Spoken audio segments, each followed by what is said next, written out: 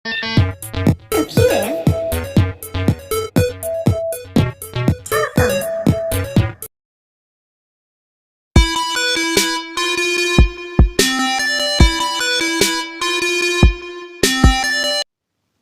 Assalamualaikum warahmatullahi wabarakatuh.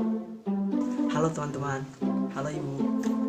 Jadi di sini saya akan mempresentasikan materi yang telah kita pelajari di kelas 8. Materi yang pertama adalah yaitu tentang teks berita.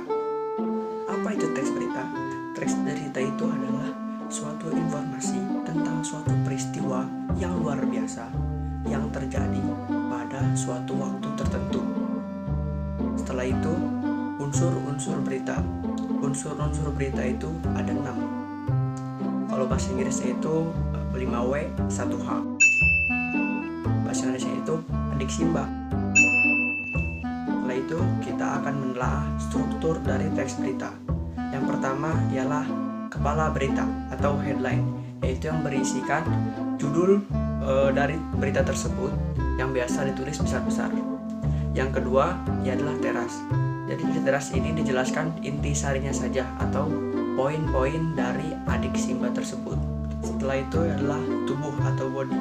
Di sini itu dijelasin secara lengkap atau diuraikan secara lengkap apa-apa yang ada di dalam unsur adik Simba tersebut. Yang terakhir ialah kaki atau leg, yaitu berisi penutup berupa simpulan ataupun penegasan ulang. Kita akan menelaah unsur kebahasaan dari teks berita. Yang pertama adalah kalimat langsung dan tidak langsung. Yang kedua ialah kata kerja mental. Yang ketiga adalah konjungsi temporal. Yang keempat adalah keterangan waktu. Dan yang kelima ialah menggunakan bahasa baku. Lalu bab selanjutnya ialah tentang iklan, slogan, dan poster. Hal yang pertama akan kita jelaskan yaitu unsur kebahasaan dari teks, slogan, iklan, dan juga poster. Yang pertama yaitu harus singkat dan juga pendek. Yang kedua harus mudah dipahami dan juga dapat menarik perhatian. Yang ketiga yaitu mudah diingat. Yang terakhir ialah harus bersifat persuasif ataupun ajakan. Bab yang ketiga yaitu tentang teks eksposisi. Apa itu teks eksposisi? Jadi teks eksposisi adalah teks yang memaparkan, menerangkan suatu informasi yang perlu perhatian karena berita tersebut itu penting.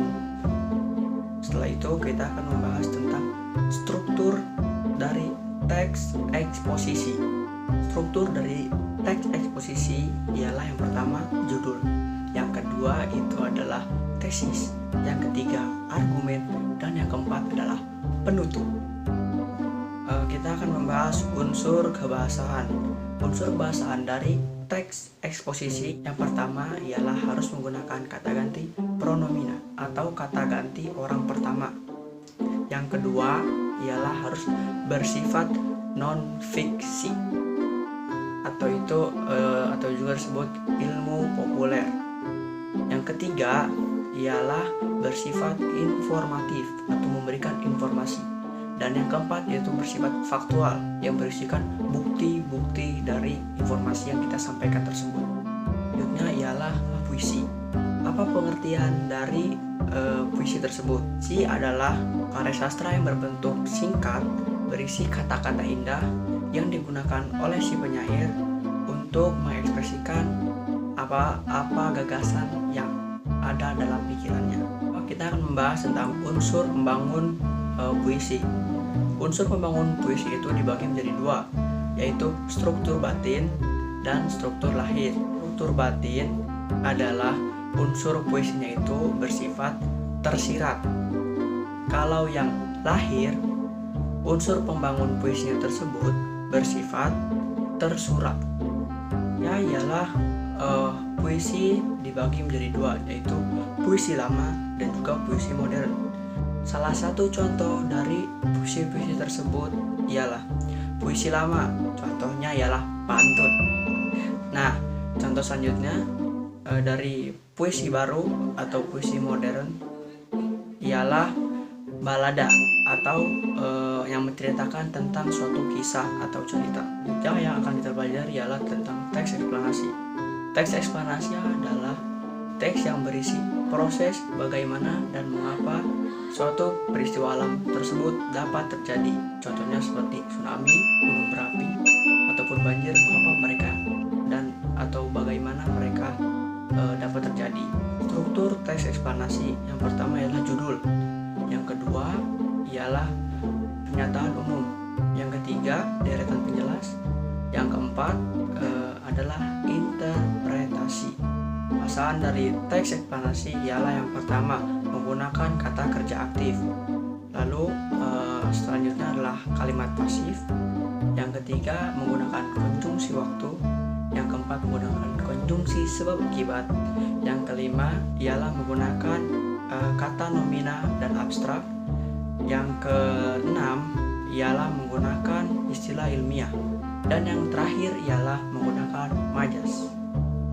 Setelah itu kita membahas tentang teks ulasan. Yang pertama, apa itu teks ulasan? Teks ulasan adalah teks yang berisi ulasan, review terhadap suatu karya. Struktur teks ulasan ialah judul, identitas buku, orientasi, penafsiran, rangkuman, dan simpulannya ialah unsur kebahasaan dari teks ulasan, yaitu yang pertama menggunakan kata-kata yang bersifat bersudut pandang. Yang kedua ialah kata-kata tersebut itu harus ada persetujuan ataupun penolakan terhadap karya tersebut. Yang ketiga adalah menggunakan kata sifat yang berarti mendukung antara setuju dan tidaknya terhadap karya tersebut. Kita akan membahas tentang teks persuasi. Teks persuasi adalah teks yang bertujuan untuk mengajak ataupun melarang seseorang untuk melakukan sesuatu sesuai dengan apa yang ditulis oleh si penulis tersebut. Struktur dari teks persuasi yaitu judul, tesis, argumen, dan yang terakhir ialah rekomendasi. Selanjutnya ialah unsur kebahasaan dari teks persuasi, yaitu kata kerja yang menyatakan penjelasan. Setelah itu konjungsi yang menyatakan tujuan dan penjelasan, konjungsi sebab akibat, kata tugas yang menyatakan ajakan ataupun larangan, dan yang terakhir adalah partikel kah dan lah. Selanjutnya kita akan membahas tentang bab yang baru, yaitu drama.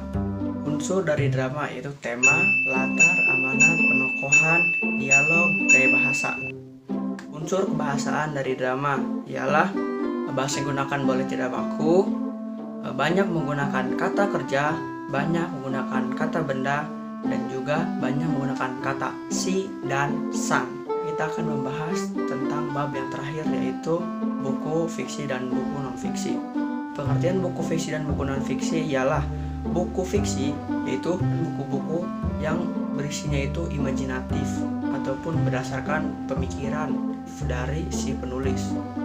Kalau buku non-fiksi yaitu berdasarkan kenyataan atau real ataupun faktanya seperti itu. Teknik membaca buku yaitu SQ3R, yaitu survey, question, read, recall atau recite, dan yang terakhir adalah review. Selanjutnya yaitu yang terakhir adalah unsur kebahasaan dari buku fiksi dan buku non-fiksi. Nah, yang pertama buku fiksi dulu ya. Jadi unsur kebahasaan dari buku fiksi itu yang pertama tentunya bersifat imajinatif, dan yang kedua isinya itu berisikan paparan atau penjelasan tentang subjektif dari si penulisnya. Yang ketiga dan yang paling menonjol itu menggunakan majas atau gaya bahasa. Nah, yang kedua itu tentang buku non-fiksinya. Jadi unsur kebahasaan buku non-fiksi itu yang pertama bahasanya baku pasti. Yang kedua berdasarkan teori ilmiah, bukan subjektif tetapi objektif, nyata, real, dan terjadi di dunia ini. Mungkin segitu saja yang bisa saya sampaikan, kurang lebihnya mohon dimaafkan. Wabillahi taufiq wal hidayah. Wassalamualaikum warahmatullahi wabarakatuh. Jangan lupa like, comment, and subscribe. Ya udah Bu, makasih Bu. Dadah.